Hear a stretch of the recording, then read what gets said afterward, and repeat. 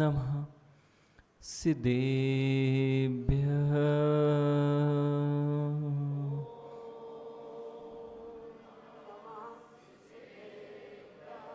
ॐ नमः सिद्धेभ्यः।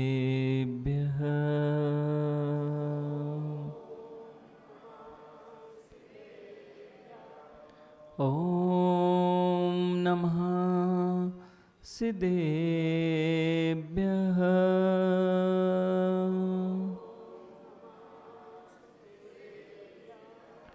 ऋणम्युण सर्वसिद्धे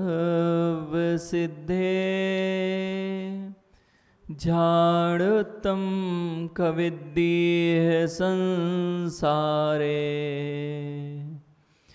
दस दस दो दो यजणे दस दो अणुपेहणं वोचे। ऋणमो अर्हन्ताणं ऋणमो सिद्धाणं ऋणमो आयर्याणं ऋणमो वज्रायाणं ऋणमो लोये सवसाहुणम्।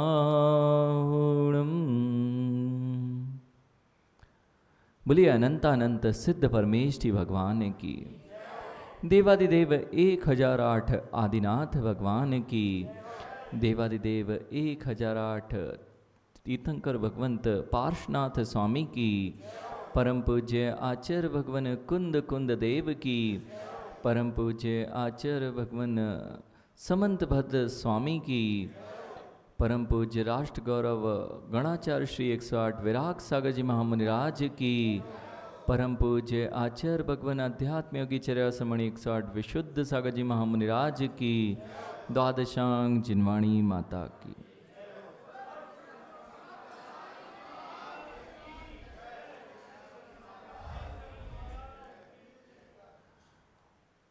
वक्ता की प्रामाणिकता ही वचनों की प्रामाणिकता हुआ करती है।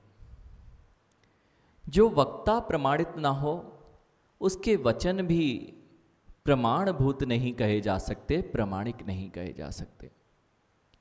जगत में अनेक प्रकार के वचनों की, आगमों की और हितोपदेश की कथाएं आपको सुनाई देती हैं। वे सब कुछ आपको अच्छी लग सकती हैं, लेकिन अच्छा लगने मात्र से मात्र कार्य नहीं बनेगा। अच्छा लगने मात्र से, कानों को प्रिय लगने मात्र से आज हमारा काम जो है वह बिगड़ जाया करता है। आज आचार्य भगवान आपको यही समझाने जा रहे हैं कि हम कहीं वचनों के प्रभाव में आकर हम अपना अहित तो नहीं कर बैठते। वचन, कौन से वचन हितकारी हैं और कौन से वचन अहितकारी हैं। प्रिय वचन बहुत से हो सकते हैं, लेकिन प्रिय वचनों में हित और अहित का विवेक जीव भूल जाता है। जगत में प्रिय वचन बोलने वाले अपने मित्रगण दिखाई देते हैं, बंधुगण दिखाई देते हैं। जो हमारे अनुसार वचन करता है वही तो मित्र दिखाई देता है। लेकिन आज यह बात जान लेनी है कि जगत में जितने लोग अपना अहित किए हैं वे सब प्रिय वचनों में आकर ही किए हैं। आखिर वह तीर्थंकर भगवंत, ऐसा क्यों उन्हें कहा गया कि वे हितोपदेशी हैं? हितोपदेशी और कर्ण प्रियता ये दोनों यदि एक साथ हैं तब तो बात बन जाएगी। लेकिन जाने कैसे कि वे हितोपदेशी हैं? जिनेंद्र भगवान ने भी कल्याण का मार्ग कहा, अन्य अन्य स्थानों पर भी हम कल्याण का मार्ग सुनते हैं। फिर हम जिनेंद्र भगवान को ही कैसे माने कि इनके ही वचन कल्याण के हैं? संसार में रहना भी तो कल्याणकारी है ना। संसार के सुखों को भोगना भी तो कितना आनंद दिया करता है। सुरेंद्र जी, ये जो आनंद है ऐसा कहने वाले जगत के सारे लोग हैं। आज सारे युवा जगत की कथाओं को करते हुए आनंद मानते हैं और उसमें बड़ा आनंद लूटते हैं। ये सारे वचन कर्णप्रिय तो हैं लेकिन अहित करने वाले हैं। ऋषभ, ध्वनियों पर नाचना, ध्वनि जो होती हैं भजनों की ध्वनियों पर जब हम नाचते हैं अथवा संगीत की ध्वनियों पर जब नाचते हैं तो हमें पता नहीं होता है, हमें वह संगीत की ध्वनि तो बहुत अच्छी लगती है लेकिन उससे हमारा अहित होता है, यह अभी तक सोचा ही नहीं था। जिस ध्वनि को मुझे बहुत अच्छी लगती थी और मैं तो ध्वनि सुन रहा था, लेकिन क्या ध्वनि सुनते से भी मेरा अहित हो रहा था? बिल्कुल सत्य है, ध्वनि सुनने से भी आपके अंदर में बहुत हलचल मचती है। वास्तविकता में लगता है कर्ण प्रिय ध्वनि सुनने से ऋषभ बड़ा आनंद आता है, लोग थिरकते मिलते हैं, नाचते मिलते हैं। क्यों? क्या हम नाचते थिरकते नहीं मिले? क्या मिले हैं, तो फिर क्या वह मेरे लिए कल्याणकारी था? आशीष, लोगों ने तो थिरकने का नाम ध्यान कह दिया, लोगों ने तो चिल्लाने को भी ध्यान कह दिया, लोगों ने तो रोने को भी ध्यान कह दिया, और रोना, चिल्लाना, थिरकना, हंसना, नाचना ये ध्यान हो जाएगा तो फिर आर्त और रौद्र ध्यान किसका होगा और धर्म ध्यान कहाँ जाएगा? माँ, आर्त ध्यान होता है तो जीव रोता बिलखता है, चिल्लाता है। रौद्र ध्यान में भी इसी प्रकार के जब परिणाम कलुषित होते हैं, वह अपनी वेदना को नहीं बोल पाता तो चिल्लाता मिलता है, वेदना हो जाए तब भी वह संक्लेशित होता मिलता है, और निदान की पूर्ति हो जाए तो मुस्कुराता मिलता है। चीज़ों की पूर्ति हो जाए बड़ा आनंद आता है। इसलिए ध्यान के नाम पर भी लोग अपने आप को दुर्ध्यान में लगाए रहे और धर्म ध्यान की ओर कभी गमन ही नहीं किया। अब तो अच्छी अच्छी रूपेश जैसे लोग अच्छी ध्वनियों में मस्त हो जाते हैं, और जहाँ सुंदर ध्वनि चल रही हो वहाँ पर बैठ जाते हैं कि मेरा कल्याण होगा। हिमांशु, सुंदर ध्वनि देख लेना, ये ध्वनि यदि सर्वांग से निकली हुई जिनेन्द्र प्रभु की ध्वनि है तो ही कल्याण के कारण है, अन्यथा किसी भी कल्याण का कारण नहीं है। वह ध्वनि जिससे सारे प्राणियों का हित होता हो, वह तो मात्र एक और एकमात्र ध्वनि वही है जो सर्वज्ञ हितोपदेशी तीर्थंकर अरहंत प्रभु के द्वारा निश्रित हुई। ऋषभ, जहां जहां हम जाते हैं कहीं ध्वनियों से तो प्रभावित नहीं है। आज आप भी जो गीत गाते हैं वे ध्वनि से प्रभावित होकर गाते हैं। आज ये समझ लेना है कि कहीं हम भजन गाते हुए भी इन ध्वनियों के नाम पर अपना अहित तो नहीं कर बैठते हैं, क्योंकि आज आचार्य भगवान कह रहे हैं जो आपके संसार को बढ़ाने वाला है, संसार छेद कारणम वैणम सुह वैणम मिधि जिणवतिठम जिण दिवास दिवादिसु पूया सुकायमति हवे चेठा। माँ, संसार में सुंदर वचन कहने वाले बहुत लोग हैं पंडित जी, चारू वचन कहने वाले लोग बहुत हैं संसार में, कि देखो अभी तो खाने पीने के दिन हैं आशीष, अभी तुम कहाँ धर्म में लग गए? क्यों आपसे कहेंगे बेटा अभी तो खेलने कूदने के दिन हैं और आप कहाँ धर्म कर रहे हो? बेटा जब ऐसे वचन कहें तुम्हें लगेगा बहुत अच्छा कि मुझे खेलना कूदना चाहिए, लेकिन बेटा वे सबसे अहितकारी वचन है जो ये कह रहे हैं। फिर हितकारी कौन से हैं? जो तुम्हें ये बताएं कि मैंने जो भी खेला कूदा हंसा बोला हूँ, ये भोगों को भोगा हूँ, वह सब मेरे अहित का कारण बनेंगे, पाप आश्रव का कारण बनेंगे। यदि कोई अच्छे वचन हैं तो वह तुम्हें जो सन्मार्ग की ओर लेके जाएं, जो आपके लिए दिशा निर्देश का कारण बने, जो आपकी कषायों को कम करें, जो आपके राग द्वेष परिणामों को कम करें, जो आपके अंदर में अद्भुत शांति का वेदन कराएं, उस वे ही वचन माँ शुभ वचन है, शेष सब अशुभ वचन है। यानी व्यापार कैसे चलता है झांसी जी, ये बोलने में बड़ा अच्छा लगेगा। दुकान कैसी चलती है, हमारा घर कैसे अच्छा चलेगा, हम ये कर रहे हैं तो आप बता दो कि हमारा काम कैसे बन जाएगा, बड़े अच्छे लगेंगे। और मुनिराज ने बोल दिया तो लगेगा कि हाँ महाराज जी ने बहुत अच्छा बोला। नहीं तो अखिलेश कम से कम 80 कृषि का उपदेश तो मुनिराज को देना ही चाहिए। रमेश पंडित जी 80 कृषि वाणिज्य शिल्प ये किसने उपदेश दिया? आदिनाथ भगवान ने उपदेश दिया था ना, भगवान आदिनाथ स्वामी ने, तो ऐसा उपदेश तो मुनिराज कर सकते हैं ना। हिमांशु, जब आदिनाथ भगवान ने ऐसा उपदेश दिया है तो फिर तीर्थंकर भगवंतों का ऐसा उपदेश है कि असी मसी कृषि व्यापार वाणिज्य उन्होंने सब सिखाया। तो झांझी जी जब पूछने आते हैं कि हमें महाराज जी उपाय बताएं कि ये व्यापार में हम कैसे वृद्धि करें, तो मुनिराज बोलेंगे तो झांझी जी को बड़ा अच्छा लगेगा और बोलना भी चाहिए। सत्य ना अखिलेश? अरे आदिनाथ भगवान ने बोला तो मुनिराज उनसे बड़े हैं क्या? क्यों? आदिनाथ भगवान ने कृषि करने का सिखाया, उन्होंने ऋषि कृषि असी अर्थात युद्ध आदि की शिक्षाएं अपनी रक्षा आत्मरक्षा के लिए दी, शिल्प व्यापार सिखाया, शिल्पकारी सिखाई और पढ़ाई की विद्याएं भी सिखाई। तो ये 64 विद्या स्त्री की और 72 विद्याएं पुरुष की बताई। तो ये विद्या का उपदेश तो मुनिराज दे सकते हैं ना। आप तो यही पूछने आते हो और नहीं बोले महाराज जी के पास, इसलिए तो लोग नहीं आते। हिमांशु, महाराज जी बहुत आध्यात्मिक बातें करते हैं, कब तक सुनते नहीं है? देखना, ये बार बार ये कोई आनंददायक नहीं है। हाँ महाराज जी भजन कराएं वो भी अच्छी बात है, लेकिन महाराज जी थोड़े और एक आध घंटा हम लोगों को देने लगे जब हम अपने गाने सुना पाएं। अखिलेश, अपने गाने सुना पाएं और महाराज जी उन सबके गानों को सुनकर उत्तर दे पाएं।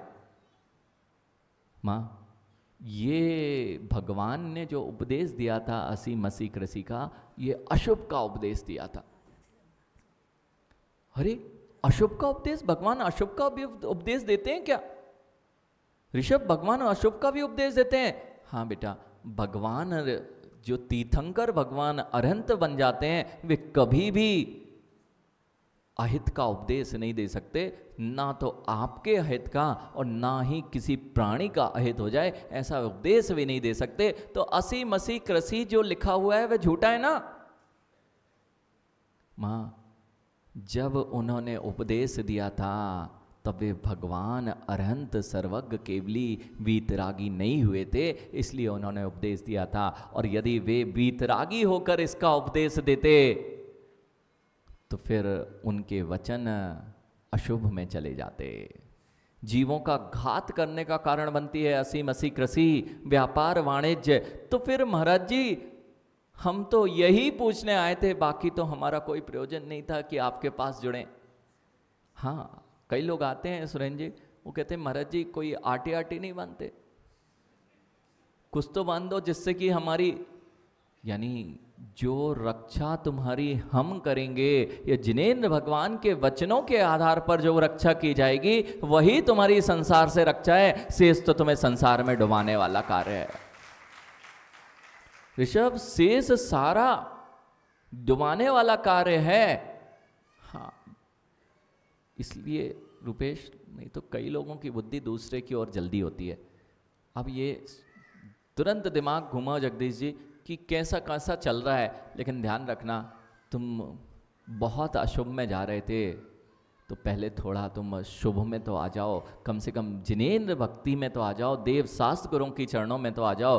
तो यहाँ तक उनका भी, अगर कोई मुनिराज आपको दिखाई भी दे रहे हैं कि वे आपके लिए कोई चीज उन्होंने निमित्त बनाई कि भैया यहाँ लग जाओ, तो उनका भी आपका अहित करने का या स्वयं का लाभ लोभ कषाय नहीं होती है, मात्र इतना प्रयोजन होता है जिसका अशुभ होने जा रहा है, जो दर दर भटक के अपना अशुभ कर रहा है, कम से कम वहाँ से तुम निकल के शुभ की ओर अपना चिंतन तो दौड़ाने लग जाओ।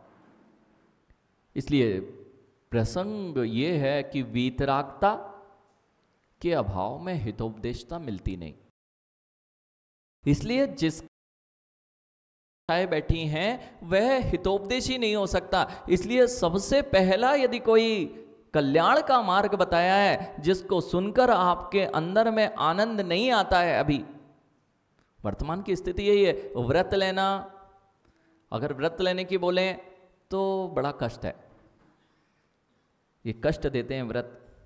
अणुव्रत पद्मचंद जी कष्ट देते हैं, और ये मुनिराज अगर यहाँ पर 2-4 बार नियम दिलाने लगे तो अभी देखो जनता कम होती है। महाराज जी नियम दिला रहे हैं, यानी जो हित का था उसे तुम अहितकारी मान बैठे, और जो दुनिया तुम्हें चारू अच्छे अच्छे वचन सुनाकर लुभाती है, ऐसे ही है अखिलेश। जैसे कांटा डाला जाता है, तालाब में कांटा डाला जाता है और उसमें बहुत जी, यदि कोई बेटा, आपका बेटा अगर संयम मार्ग की ओर बढ़ने लग जाए तो आप क्या कहेंगे? बहुत अच्छी बात है, यही होना चाहिए। ऐसा बोलने में बहुत दम चाहिए आशीष। जैसा उन्होंने सभा में बोल दिया कि जाओ, इसके लिए यही निर्णय करा रहा है। नहीं तो अच्छे अच्छे विद्वान पंडित जी यही कहते हैं कि संयम, ये तो क्या करोगे संयम धारण करके, संयम में क्या रखा है। ये अगर बोल दिया है, भगवती आराधनाकार कह रहे हैं, इससे बड़ा तुमने पाप आश्रव नहीं किया है। तीव्रतम आपने चारित्र मोहिनी कर्म का बंध किया है। अब आपके अंदर से वह राग द्वेष खत्म नहीं हो सकते। और जिसने संयम की ओर आपके कदम बढ़ाए हैं उसको नियम से पुण्य आश्रय होता है। वही शुभ वचनों के द्वारा तीव्र पुण्य का बंध करता है जो संसार के छेद का कारण बता रहे हैं। नहीं तो यही हो गया है रूपेश। ऐसे वचन जगदीश जी, ऐसे वचन सभाओं में बोले जाते हैं जिससे कि देव शास्त्र गुरु के अंतरंग, देव शास्त्र गुरु के प्रति ही भेदभाव की भावना जागृत हो जाती है। ये हमारे मुनि और सील सागर जी तुम्हारे मुनि, समझ सागर जी हमारे मुनि, भंवरलाल जी और सील सागर जी तो कुछ है ही नहीं। ऐसी भावनाएं जब अंदर में पैदा होने लग जाएं, उस सभा को हिमांशु वहीं से छोड़ के चले जाना।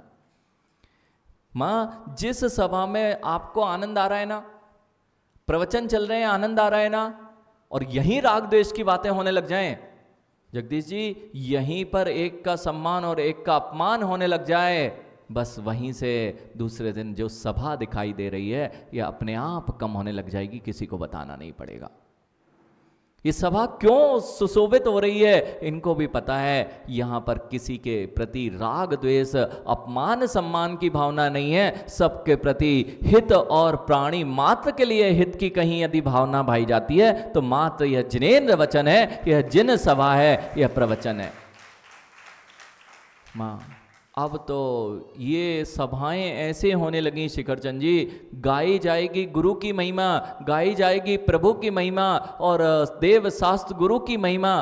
पद्मचंद जी, तत्व में आनंद आ रहा है ना, ये है जिनेंद्र भगवान का, ये है जिनेंद्र भगवान की वाणी की मन में प्रसन्नता उत्पन्न होती है। यही शुभ वचन है जो आपको आपके राग द्वेष से बचा रहे हैं। नहीं तो बहुत सारे रूपेश हम आपको यह बता सकते हैं कि संसार में घर कैसे चलाना है, व्यापार कैसे करना है, इसकी नीति क्या होती है, ऐसा करोगे तो बहुत लाभ हो जाएगा।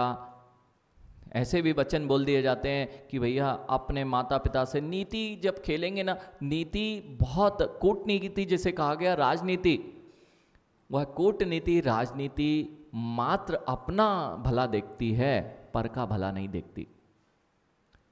जब भी कूटनीति राजनीति होगी, मेरा काम साम दाम दंड भेद से किसी भी प्रकार बनना चाहिए। सामने वाले का क्या हो रहा है मुझे कुछ नहीं पता, मेरा काम बनना चाहिए। ऐसे ही जगत के लोगों ने किया, आपके काम बनाने के लिए अनेक प्रकार के उपदेश देना प्रारंभ किए। इनका काम व्यापार चलेगा तो बता दो, यहां पर सामान रख लो जगदीश जी, ये गोडाउन में अभी भर के रख लो, और जब समय आएगा तो इसकी कीमत बढ़ने वाली है और आपको लाभ होगा, और 50% आपका और 50% हमारा, और लाभ हो गया ज्ञानी। तो फिर एक को लाभ हुआ। अब ये महामंत्री जी थे तो अखिलेश तो प्रभावित हो गई होगा कि महामंत्री को उस स्थान पे जाने से लाभ हो गया, और उसने हल्ला करना महामंत्री जी ने प्रारंभ किया। अब तो वहाँ तांता लग गया, 1000 लोग जाएंगे, 5 का पुण्य था और 5 ने हल्ला किया, हमें तो इतना बड़ा लाभ हुआ, तुम सब पहुंच जाते हो अपना पुण्य छीन करने। वे तो पुण्यशाली थे जिसको लाभ हो गया था। यानी ऐसा ही हो रहा है। और ऐसी जगह पे जाते हैं जहां अपनी हानि हो जाती है, राग द्वेष बढ़ जाता है। यानी ये भी बता दिया जाता है कि अपनी माता का भी कर्ज है ना, उसको भी ध्यान रखो, उसके भी जो उसके प्रति आपने उपकार किए ना, माता पिता को यह भी कहने को लोग तैयार हैं कि अपने बच्चों को तुमने जो जो उपकार किए हैं वह सब याद रखिए। क्यों? बच्चे जब भागेंगे तो उपकार गिनाना पड़ेंगे। अगर बच्चे आपसे जा रहे हैं तो मैंने जीवन पर्यंत तुम्हारी ये सेवा की, ये ऐसा कहने वाले जिन वचनों से दूर हैं। हाँ आशीष, ऐसा होने लगा कि ये बोला जाता है कि अपने माता पिता, अरे इतना ही नहीं, हाँ हाँ ये कमेटी कार्यकारी नहीं है, जगदीश जी इस वाले को हटाओ और जो अपने अपने हैं उनको लो। यह वचन क्यों? मंदिर का भला होना चाहिए। अरे ज्ञानी तुमने क्या किया?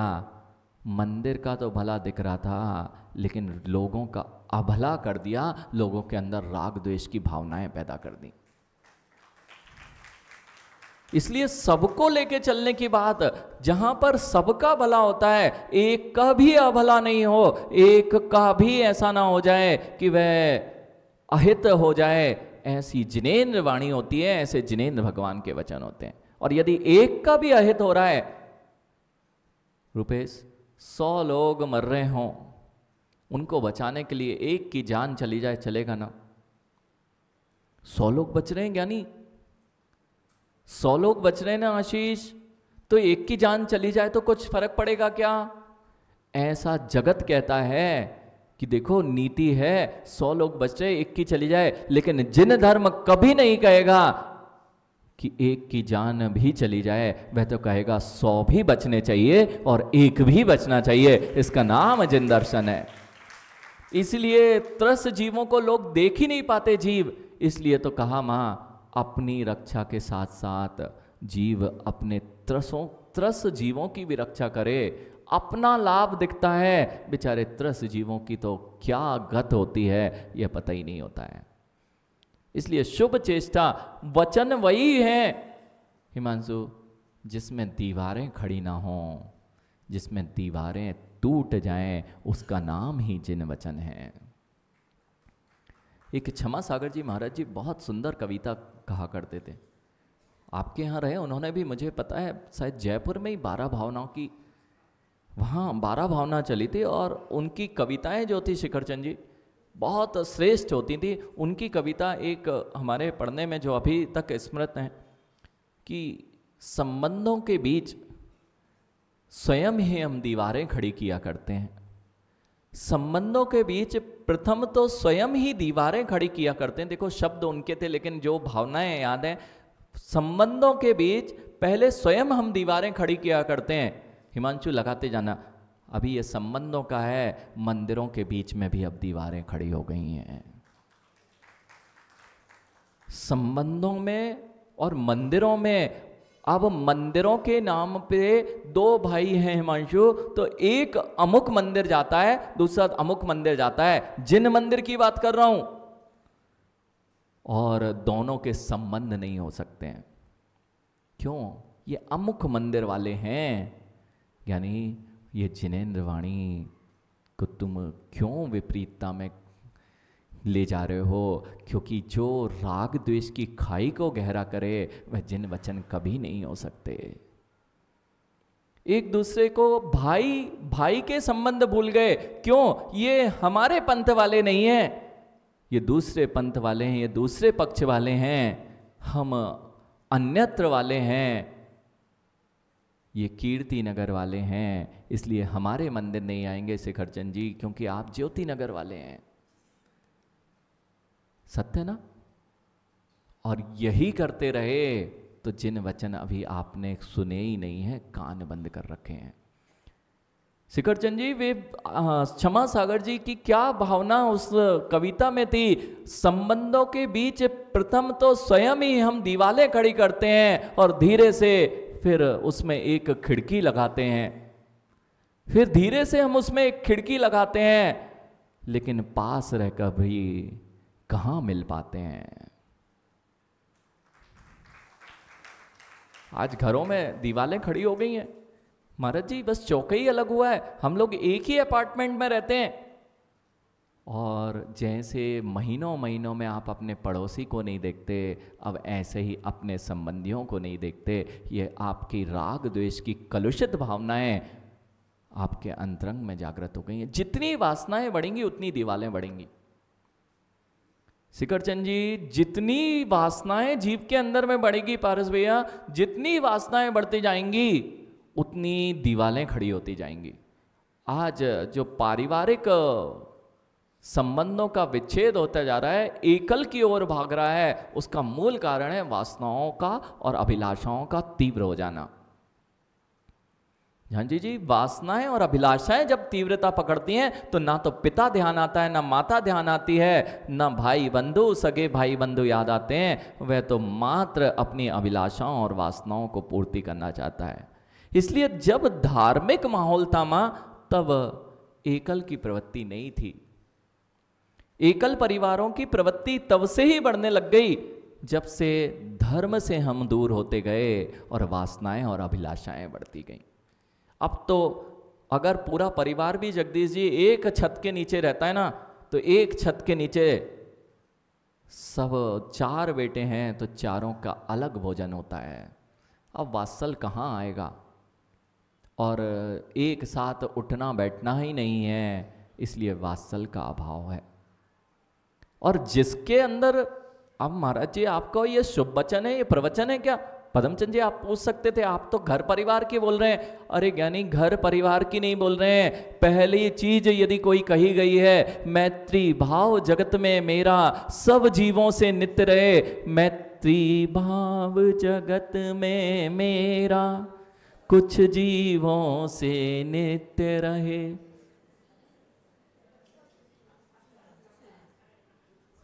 जगदीश जी जो हमारी कमेटी में हैं उनसे हमारी बनती, और जो नहीं है उनसे हमारा कोई मैत्री भाव नहीं। भवरलाल जी, ऐसी भावनाएं यदि जीव की हैं तो अभी वह जीव जिन वचनों से दूर हो गया है, अंतरंग में प्राणी मात्र के प्रति सब लोग एक से दिखने लग जाए। जान लीजिए, होता ही है, हम जिसके प्रति जो भावनाएं बना बैठते हैं, अब जीवन पर्यंत उन भावनाओं को नहीं छोड़ पाते हैं।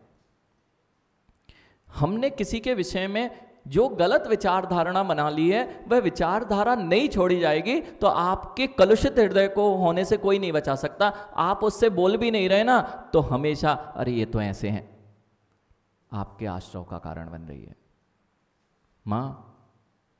माँ जिसके प्रति, चाहे घर के संबंधियों के, बहू के प्रति आपने गलत धारणा बनाई हो, चाहे अपने सगे संबंधियों के प्रति बनाई हो, अथवा जगदीश जी जितने भी कमेटी अथवा ये हैं इनके प्रति एक दूसरे के राग द्वेष बढ़ रहे हो, तो नियम से हमारी हानि हो रही है। वह हम कुछ भी नहीं बोल रहे हैं उनसे, लेकिन जितनी बार उनके बारे में हमारे चित्त जाता है, हमारे अंतरंग में बुरी भावनाएं आती हैं, कलुषित परिणाम होते हैं, वह हमें पाप आश्रव का कारण बनते हैं।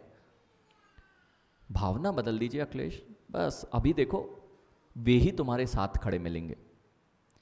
एक बार क्या जैसी भावना आपकी, देखो 2 लोग अगर शिखरचंद जी आपके ज्योति नगर में ही हैं और एक आपको अच्छे लगते हैं और दूसरे आपको अच्छे नहीं लगते, तो जिसको आप अच्छे लगते हो वह तो आपका प्रीति वाला है, और जिससे आपको बैर है, अच्छे नहीं लगते वे, देखो सबके साथ में होगा। सबको सोच लेना, आज जिन जो मुझे अच्छे नहीं लगते उनकी विचारधारणा भी बना लो, वे अच्छे नहीं हैं, सबके पास हैं, है ना?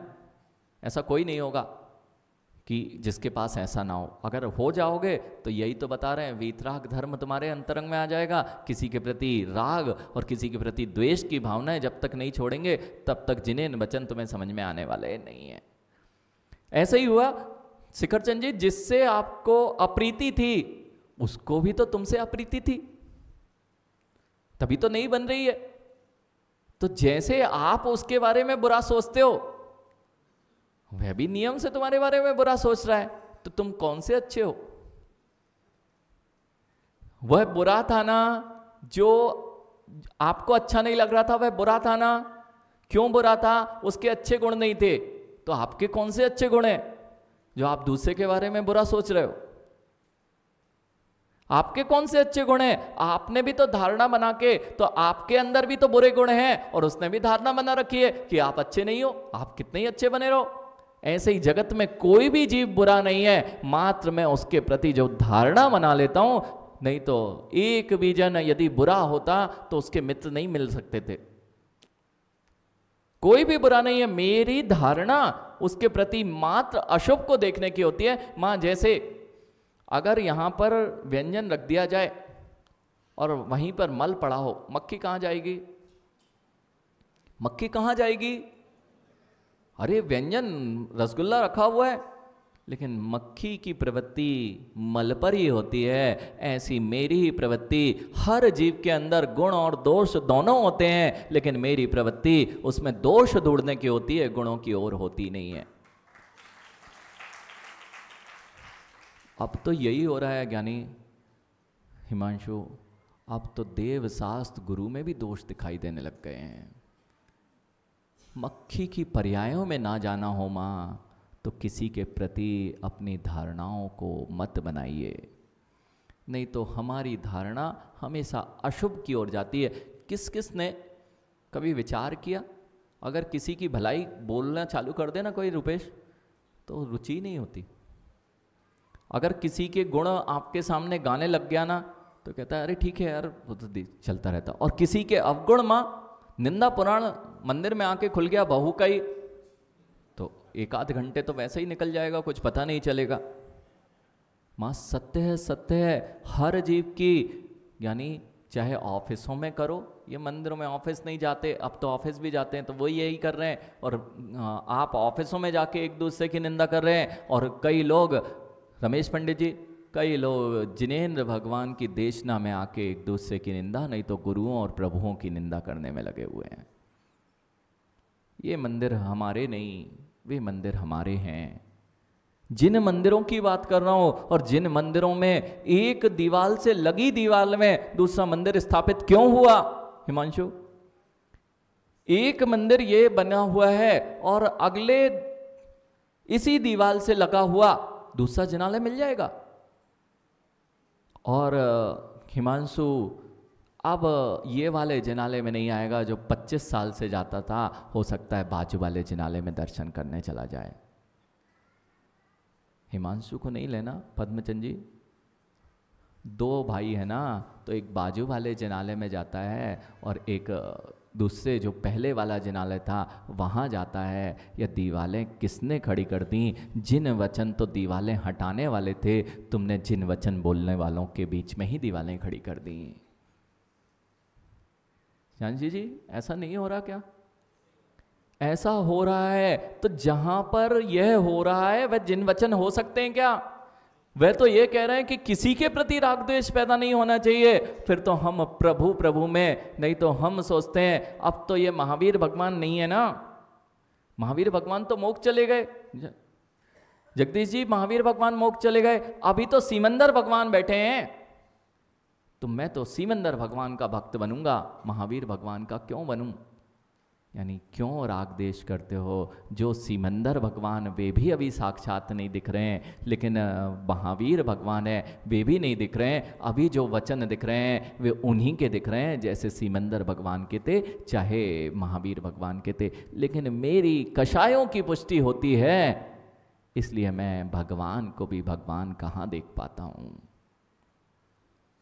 भगवान को भगवान भवनलाल जी तभी देखना बंद हो जाएगा जब आपके अंदर में मात्र ये समझ सागर जी मेरे गुरु के शिष्य के शिष्य हैं ये दिखेगा ना।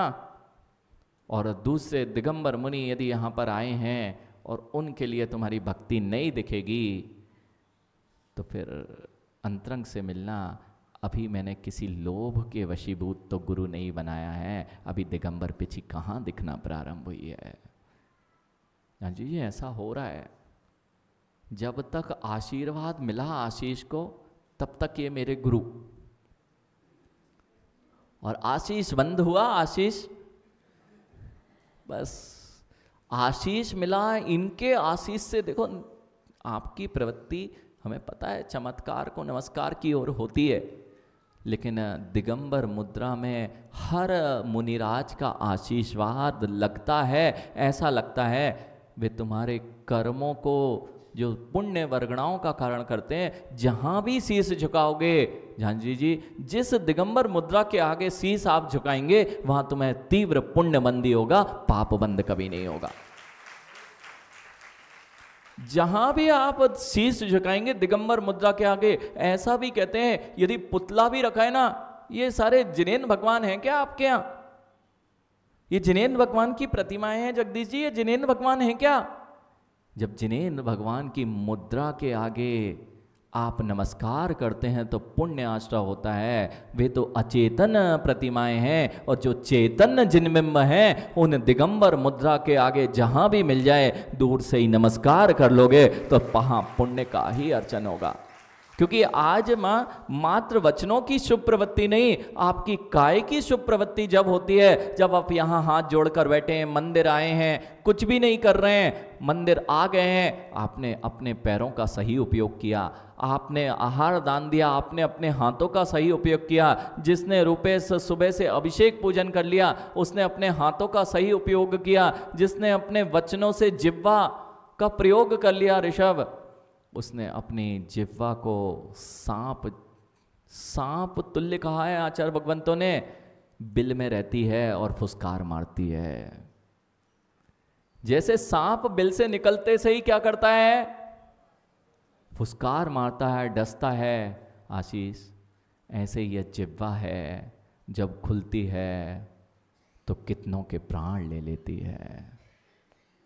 ऐसी जिह्वा, विषैले सांप जैसी जिह्वा ना हो जाए माँ, तो कम से कम जिनेन्द्र भक्ति करते रहना, जिससे कि वह तुम्हारा विष उतरता रहे और आपकी जिह्वा में निर्विषपना आता रहे। वो वचनों से वही वचन, यानी नहीं तो लोगों के ध्वनि संगीत में थिरकते लोग मिल जाएंगे, लेकिन यहाँ पर बोले ना तो वचनों भजनों पर भक्ति नृत्य के लिए पैर नहीं उठते। भक्ति नृत्य के लिए झांझी जी से बोले तो अरे मैं इतना बड़ा आदमी अच्छा लगूंगा क्या, और रोड पर नाचते मिल जाएंगे भोगों के लिए, और वह पाप बंद का कारण। माँ, जिन कुलों की महिलाएं कभी रोडों पर नाचते नहीं मिलती हैं। इसलिए चाहे बच्चे हों चाहे बच्चियां हों, भक्ति करना है। आप भक्ति के लिए कभी निषेध नहीं है, आप जिनेन्द्र भक्ति कीजिए, मर्यादा पूर्ण भक्ति की जाती है। और जहां रोडों पर नाचने का प्रचलन है, यह जिन कुलों की परंपरा नहीं है, यह उच्च कुलों की परंपरा नहीं है कि एक महिला अथवा एक बच्ची रोडों पर इस नृत्य करते मिले। माँ, ऐसा हो सकता है? नहीं हो पाएगा। अरे अच्छा ही कह रहे हैं, आपकी मर्यादा और गरिमा को बढ़ाने की बात कर रहे हैं। आपकी मर्यादा घटेगी नहीं, आपकी मर्यादा बढ़ेगी ही बढ़ेगी, घटने वाली नहीं है। रुपेश, यानी इतना समझ लो, जहाँ जहाँ मेरे अश्रद्धान बढ़ने लग जाए देव से गुरु से, वहाँ नियम से मेरा कुछ गड़बड़ और अभला होने वाला है। और जहाँ मेरे अंदर में किसी के प्रति भी कलुषता भर गई हो, तो मेरा वह वचन भला नहीं करने वाले हैं, वे नियम से मेरा अशुभ करने वाले हैं, और जिसके वे वचन हैं उसका तो हो ही रहा है। जगदीश जी, दो लोगों से बच के रहना चाहिए, एक ड्राइवर और एक वक्ता। ड्राइवर के पीछे बहुत सारे लोग होते हैं, और यदि वह नशे में है और कुछ भी प्रवृत्ति करता है तो तुम्हारी जान जाती है।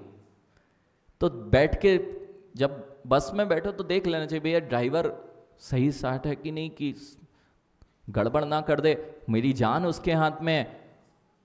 जैसे चालक के पीछे बहुत सारे लोग होते हैं, ऐसे ही वक्ता के आगे बहुत सारे लोग होते हैं। ये वक्ता जैसा चलाता है वैसे ये श्रोता चलते हैं, और चालक के चलाने पर तो एक ही भव नष्ट होता है। और यदि हिमांशु वक्ता ने मिथ्यात्व का अथवा राग देश का जहर पिला दिया तो एक भव नहीं, अनेकों अनेकों भव नष्ट होते हैं।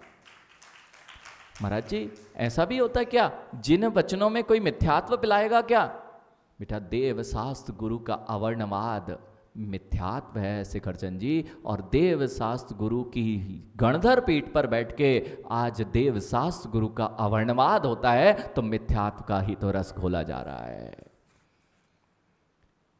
मां, यहां जब मुनिराजों के आप प्रवचन सुनते हैं तो मुनिराजों की प्रति आपकी श्रद्धा बढ़ती है या घटती है? सभी जगह हिमांशु देव शास्त्र गुरु की भक्ति गाई जाती है, सभी प्रवचनों में वही प्रवचन है इंद्रसेन जी, वही प्रवचन है जिसमें देव शास्त्र गुरु की भक्ति गाई जाती है, उनकी महिमा गुणों का गान किया जाता हो, वही जिन प्रवचन है। और वह जिन प्रवचन दोनों जगह पंतचंद जी, तत्व में बड़ा आनंद है ना, अगर तत्व पी रहे हो और देव शास्त्र गुरु की भक्ति कर रहे हो बड़ा आनंद है, लेकिन यदि देव शास्त्र गुरु की भक्ति करते करते ऋषभ मन में देव शास्त्र गुरु के प्रति अश्रद्धान पैदा होने लग गया है, तो तुम्हें पता ही नहीं चला कि हम देव शास्त्र गुरु की भक्ति वचनों से तो कर रहे थे, लेकिन हमने बीच में उसमें जहर घोल दिया है जिससे मेरा अश्रद्धान होने लग गया है। चाहे वर्तमान के मुनि को हो रुपेश, चाहे भविष्य के लेके मुनि को हो, चाहे पूर्व के मुनि को लेकर हो, चल रही थी गुरु भक्ति, चल रही थी प्रभु भक्ति, लेकिन मेरा श्रद्धान जिन शासन के वर्तमान के मुनियों से कम होता जा रहा है, मैंने नियम से उस अमृतमयी जिन वचनों में विष का सेवन कर लिया है। नहीं तो जिन वचन चलें, प्रवचन चलें, और मेरा श्रद्धान, जैसे माँ बादल गरजते ना, जैसे ही बादल गरजे और मयूर नाचता है, जानजी जी बादल गरजे और मयूर नाचता है, झूम उठता है, ऐसे ही हिमांशु जब प्रवचन होते हैं तो ये मन मयूर देव शास्त्र गुरु की भक्ति में नाचने लग जाए, उसका नाम प्रवचन है। ज्ञानार्णव ग्रंथ में इसलिए कहा गुरु वचन।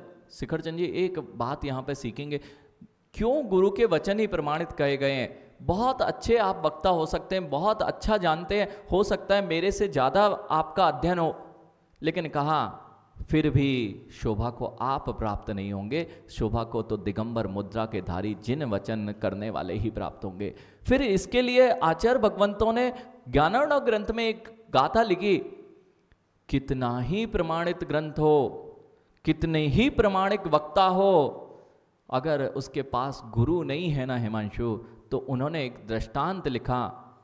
अगर गुरु नहीं है पदमचंद जी, तो उन्होंने दृष्टांत लिखा, वक्ता बहुत अच्छा बोल रहा था। कौन सा दृष्टांत लिखा? जैसे मयूर नाचता है और नाचते नाचते नाचते अपने पिछवाड़े को दिखा देता है, ऐसे ही विद्वान जिसके पास गुरु नहीं है वह शोभा को तो प्राप्त होता है और धीरे से अपना पिछवाड़ा दिखा देता है, वहीं सब काम गड़बड़ हो जाता है। कितनी शोभा लगती है माँ, कोई भी मयूर यदि नाचे महिमा आती है, लेकिन फिर वही बात आ जाती है कि नाचते नाचते कहीं कुछ गड़बड़ ना हो जाए।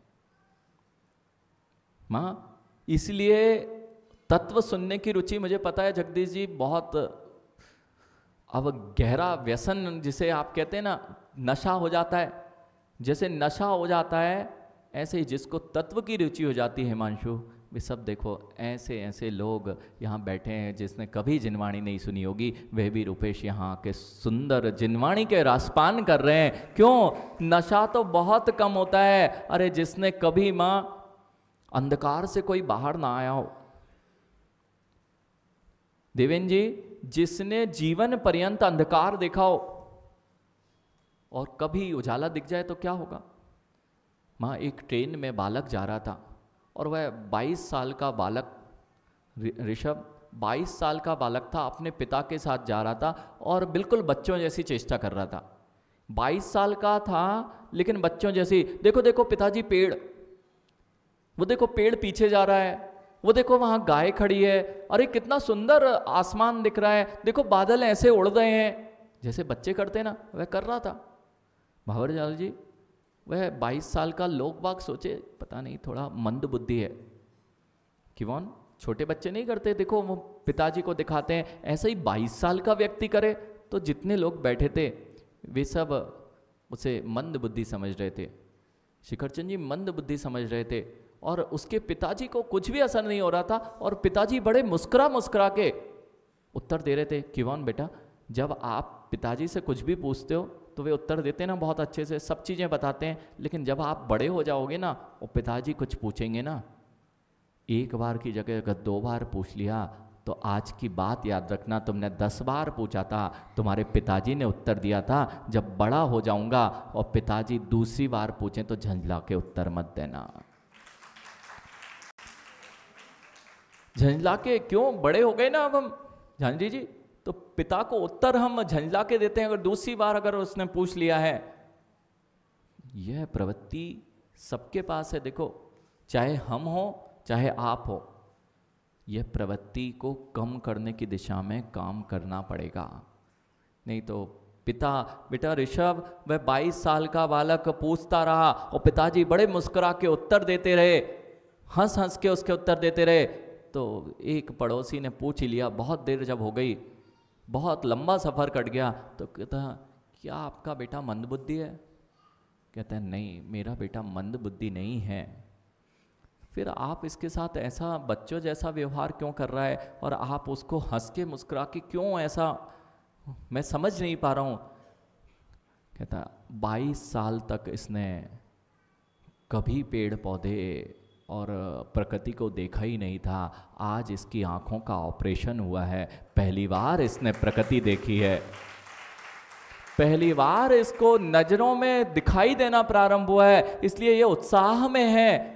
और उसका उत्साह देखे मेरा मन भी प्रसन्न है कि जिसने 22 साल तक कुछ ना देखा हो और 22 साल के पश्चात उसने पेड़ पौधे, ऐसे ही ज्ञानियों जिसने अंधकार में जीवन व्यतीत किया और 22 साल बाद रोशनी आई, जिसने माँ अपन जैसों ने अनंत काल तक मिथ्यात्व के अंधकार में गमन किया, और आज जिनेंद्र वाणी का यह प्रकाश मुझे दिखाई देगा, तो उत्साह में तो आना ही है। आशीष, 22 साल बाद अंधकार के बाद यदि कोई प्रकाश दिखे, कोई चीज़ दिखे तो क्या आनंद होता है। ऐसे ही अनंत काल में मिथ्यात्व रूपी अंधकार ने मेरे को घेरे रहा, आज थोड़ी सी सम्यक की किरणें प्रकट हुई, ये सम्यक दर्शन ज्ञान चारित्र की किरणें प्रकट हुई, तो आनंद से तो मन नाचना ही नाचना है। इसलिए ज्ञानी रूपेश जब सम्यक प्रकट होता है ना, जैसे वह बालक वत चेष्टा कर रहा था, ऐसे ही जब जिसको सम्यक होगा हिमांशु, उसका मन मयूर नाचेगा। चाहे देव शास्त्र गुरु की भक्ति जैसे ही मिलेंगे, वैसे ही बालक उचक उचक के बोल रहा था, देखो देखो वह पेड़ है, ऐसे ही बोलेंगे देखो देखो ये मेरे गुरु जा रहे हैं, देखो देखो ये मेरा मंदिर है, ये आरती के लिए वह थिरकेगा, भक्ति के लिए थिरकेगा। ऋषभ बोलना नहीं पड़ेगा कि बेटा भक्ति कर ले। कैसे कर रहा था वो? बोल के बताना पड़ता था कि देख बेटा वो पेड़ है, देख बेटा बादल हैं। जैसे ही मिला फिर उचकता। ऐसे ही जिसको ये सूर्य दिख गए हैं, देव शास्त्र गुरु दिख गए हैं, कोई भी ग्रंथ मिले उचकता है। हिमांशु, आचार्य भगवान के जीवन में ऐसे ही होता था। नए जब छोटे से आचार्य जी थे, दीक्षा का काल बहुत कम था, और आचार्य विराग सागर जी जब उन्हें बड़े बड़े ग्रंथ पढ़ाते थे, एक ग्रंथ पूर्ण होता था और दूसरे ग्रंथ की बारी आती थी, तो आचार्य विशुद्ध सागर जी महामुनिराज जो आज आचार्य हैं, जब वे अपने गुरु के पास में अल्प दीक्षा के काल में थे, यानी वे बताते हैं कि हम ग्रंथों को लेकर सिर पर रखकर नाचते थे कि अहो भाग्य, मुझे जिनेंद्र वाणी सुनने का पुनः अवसर मिलेगा, गुरु मुझे नया ग्रंथ पढ़ाएंगे। उन जिनवाणी को सिर पर रख के मुनि अवस्था में अर्थात मन मयूर नाचता था कि अब मैं, अहो भाग्य कि मेरे गुरु के मुख से मैं जिनवाणी पढ़ूंगा। झांसी जी, कई बार आचार्य भगवान ने यह दृष्टांत सुनाया है। ऐसे ही माँ, जब गुरु मिले सारे काम छोड़ दिए जाते हैं, जब प्रभु के सामने आते हैं तो भक्ति में मन मयूर नाच उठता है। ऐसे ही जब जिन वचन सुनने का आनंद आता है पद्मचंद जी, तो मन मयूर तो नाचेगा ही नाचेगा।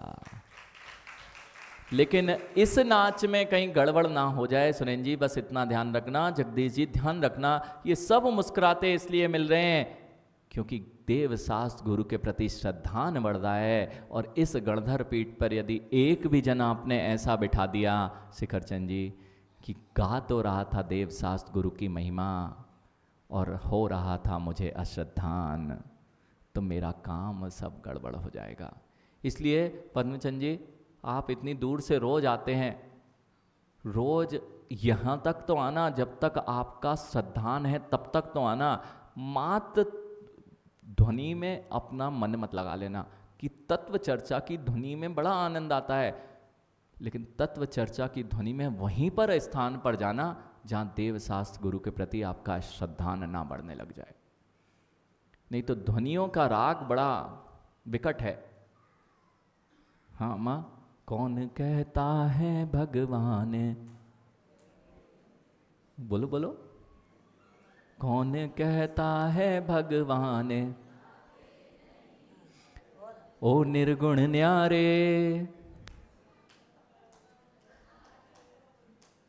देखो ये सब ध्वनियों का राग है और अपने ही पैरों पर कुल्हाड़ी मारी जा रही है। माँ, सिद्ध भगवान अरिहंत भगवान कभी आते नहीं, हम ध्वनि के राग में अपने ही पैर पर कुल्हाड़ी मारते हैं। हमारे सिद्ध भगवान अनंत गुणों के धारी हैं, वे कभी निर्गुण होते नहीं, फिर भी हम ऐसी ध्वनियों में आ जाते हैं और अपने ही पैरों पर कुल्हाड़ी मारते हैं। कौन कहता है भगवान, कौन कहता है भगवान आते यहाँ, वे तो सिद्ध हो गए ना आते यहाँ, वे तो सिद्ध हो गए ना आते यहाँ। ऐसा गाओ, ध्वनि भी ली तो सिद्धांतों का लोप ना हो जाए, इस बात को ध्यान रखें। नहीं तो ज्ञानी सिद्धांतों के लोप में मात्र ध्वनि पर थिरकते हैं, पता नहीं कहाँ कहाँ जाके अपने अशुभ आश्रव को करते हैं और संसार को बढ़ाने का काम करते हैं। काय की भी अशुभ चेष्टा, एक बहुत अच्छा दृष्टांत रूपेश। एक बार कहीं गए, फिर दूसरी बार गए, तीसरी बार गए, क्या होता है उससे? हम तो कभी कभी चले जाते हैं। रूपेश, ऋषभ बेटा, एक पेड़ लगा हुआ है और पेड़ पर एक कुल्हाड़ी मारी गई, और एक कुल्हाड़ी मारी तो पेड़ में चोट आएगी ना? मां, चोट आएगी। और बार बार कुल्हाड़ी मारे जाओ मारे जाओ, बार बार कुल्हाड़ी मारे जाओ, क्या होगा? मां, बस समझ लो, जिन दर्शन का ये पेड़ तुम्हें मिला हुआ है और तुम कहीं भी भटकते हो, हर बार जाके तुम कुल्हाड़ी मारते हो और ये पेड़ टूट गया ना, फिर इसको जीवित करना तुम्हारे बस की बात नहीं रहेगी। जानजी जी, समझ में आ रहा है? जितनी बार मैं भटकता हूँ, मैं अपने जिन दर्शन में जन्म लेने पर, अपने जिन दर्शन देवशास्त्र गुरु के प्रति श्रद्धान में कुल्हाड़ी मारता हूँ, और एक दिन मारते मारते, एक बार गए ना रूपेश, एक बार गए, चोट तो लगी, बार बार जाना प्रारंभ कर दिया, अब चोट खाते खाते, यानी वे तो जो लोग हैं, दुनिया के लोग, जहां आप लोग भटक रहे हैं, वे तो कह रहे हैं कि ऐसा दिन आएगा। माँ, वे तो ये कह रहे हैं कि ऐसा दिन आएगा जहां लोगों की भीड़ लग रही है, तांता लग रहा है। उनके भजन वाले, गाने वाले ये बोल रहे हैं, ऋषभ, उनके भजन गाने वाले ये बोल रहे हैं कि ऐसा दिन अवश्य आएगा जब सब लोग एक दूसरे से मात्र जय जिनेंद्र करेंगे।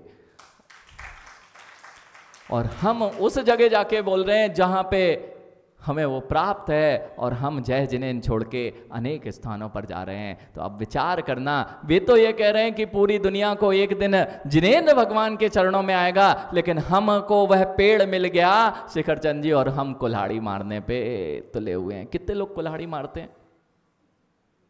कोई नहीं मारता।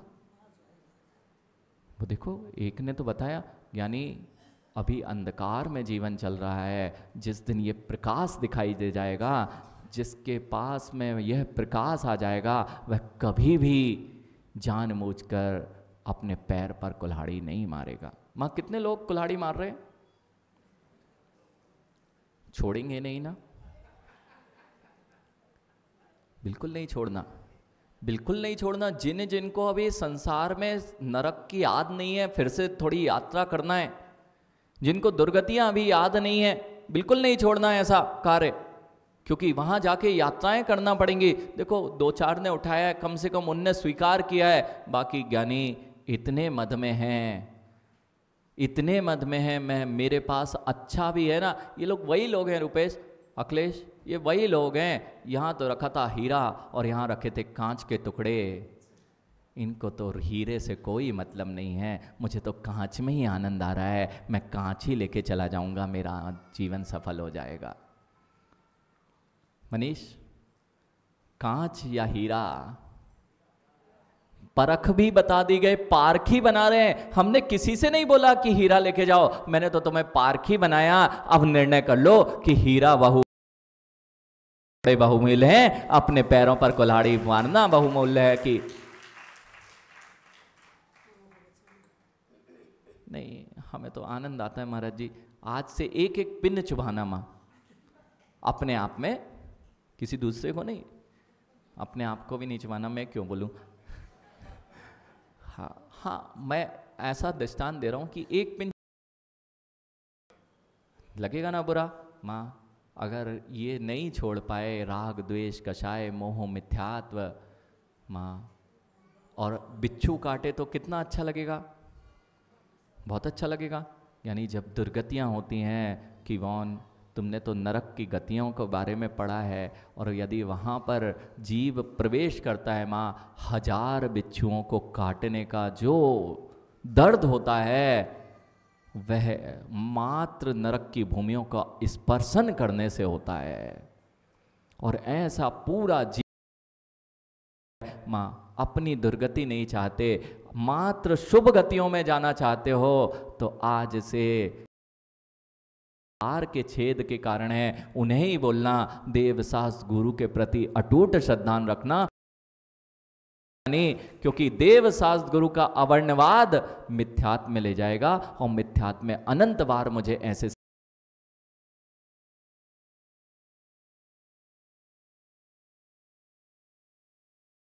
वैराग्य की ओर बढ़ रहा है। अपना क्या जाता है, यानी अपना काम बनता है, उसको पीठ थपथपाओ, अरे बेटा बहुत अच्छा काम कर रहा है, माँ पाठशाला जा रहा है तो रोको मत, नहीं तो और अशुभ कर्मों का बंद हो रहा है। पाठशाला नहीं जा रहा है तो भेजो, और पाठशाला जा रहा है, बेटा इससे सुंदर तुमने कुछ विचार नहीं किया। अपने बच्चों को मंदिर भेज रहे हो तो शुभ वचन है, और अशुभ की ओर स्कूल भेज रहे हो तो अशुभ का आश्रय चल रहा है। मंदिर स्वयं आ रहे हो, हाथ जोड़कर बैठे हो, नहीं तो घर पे तो मोबाइल लिए बैठे होते या टीवी खोले बैठे होते। अब पानी गिर रहा है, हमें आज दुकान नहीं चले इसलिए दुकान नहीं खोलेंगे, अखिलेश ऐसा बोलते? महाराज जी जल्दी जोड़ो, 10 बजा दिया, आज आपने दुकान खोलना है, पानी गिर रहा है, दुकान खोलते कि नहीं? मूसलाधार भी हो गया आशीष तो भी जाएगा, लेकिन जैसे ही पानी गिरना चालू हुआ, ये माँ कहती आज रहने दो प्रवचन के लिए, आज घर पे ही रहते हैं। भवरलाल जी सत्य ना? हम अशुभ की ओर कितनी अच्छे से प्रभावित होते हैं, और शुभ की ओर तुरंत बोल कहते हैं हाँ हाँ ठीक है। रुपेश कहता है हाँ आज नहीं चलते हैं क्योंकि पानी गिर रहा है। बेटा पानी गिरते में तुम भोजन ही नहीं करते, पानी गिरते में ना तो दुकानें खोलते ना ऑफिस जाते हो। वहाँ ऐसे ही बच्चों को मंदिर आने के लिए बस दूर लगता है, बाकी 50 किलोमीटर अगर स्कूल है, 25 किलोमीटर स्कूल है तो स्कूल कभी दूर नहीं लगता है, मंदिर जरूर दूर दिखाई देता है। जिनको मंदिरों से दूरी दिखाई देने लग गई हैं, समझना नरक की दूरियां पास होती जा रही हैं। जिन मंदिरों से बेटा दूरी जब दिखने लग जाए ना किवोन, तो समझना मेरी दुर्गतियां पास आती जा रही हैं। अपने जीवन में यही याद रखना, शुभ वचन और शुभ काय यदि कोई है तो देव शास्त्र गुरु की भक्ति, संसार के छेद के वचन उच्चारना, इस संसार से मैं राग द्वेष से कैसे बचूं, इन सबको बोलना ही शुभ वचन की प्रवृत्ति है। शेष एक दूसरे से कलह करना, विसंवाद करना, एक दूसरे के अवगुणों को दिखाना, एक दूसरे के प्रति कलुषित भाव रखना, अथवा राग द्वेष को बढ़ाने वाली दीवारें खड़ी करने वाली बातें करना, चेष्टाएं करना, वे सब तुम्हारे अशुभ आश्रय का कारण है। बोलो महावीर भगवान की